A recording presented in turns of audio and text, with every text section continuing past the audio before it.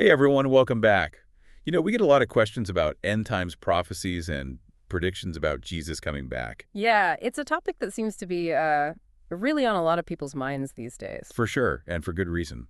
So we thought we'd take a deep dive into one particular text making the rounds called Jesus is Coming Back Soon and We Must Be Prepared for His Return.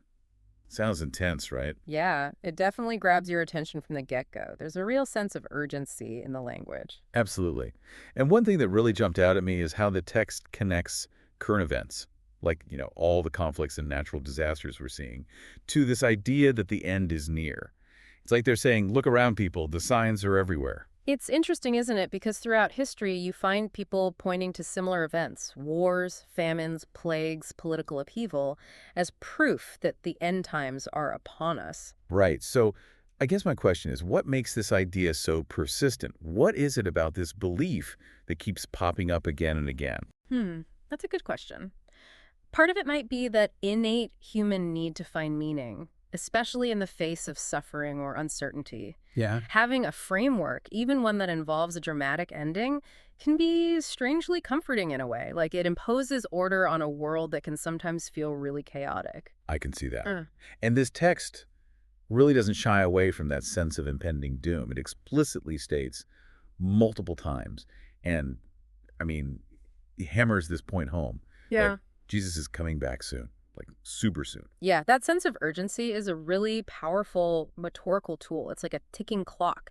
It's meant to jolt people into action. It's meant to make you re-examine your life, your priorities, your relationship with faith. Right? Creates this almost now or never kind of feeling. Exactly. And while that can be a powerful motivator for positive change, like turning towards faith for comfort and guidance, it can also be, well, a bit overwhelming, maybe even lead to some less than positive consequences. For sure, like taken to an extreme, that kind of thinking could even lead to some pretty harmful actions. So it's a delicate balance. Yeah.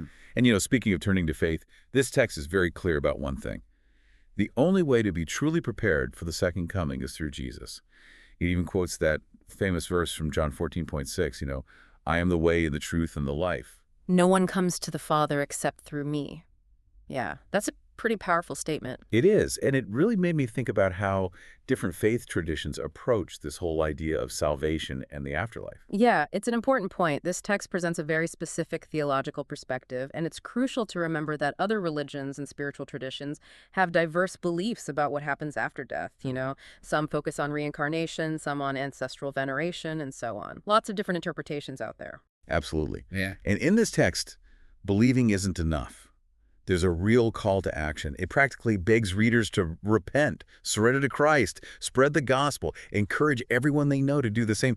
Almost like a divine recruitment drive before it's too late. Right. There's a real sense of time is running out, get on board. It's a strategy we see in a lot of different contexts, not just religious movements. Think about political campaigns, social movements. That blend of warning, promise, and urgency can be super effective. It plays on our deepest fears and our greatest hopes, all at the same time. Exactly. But, it's not all doom and gloom. Eh. Well, the text definitely emphasizes the urgency of preparing for this second coming. It's not just about fire and brimstone. There's also a really strong message of hope and transformation through faith in Jesus.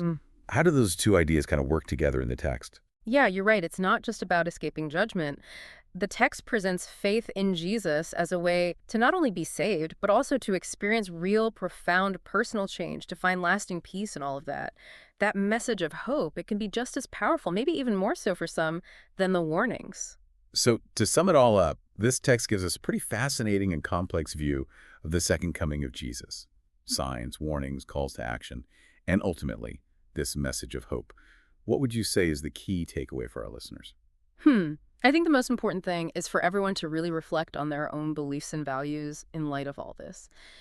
If you truly believed that Jesus was coming back soon, like really soon, how would that change your life, your priorities, your relationships? That's a question that can spark some serious introspection, regardless of where you stand on this particular topic. Totally.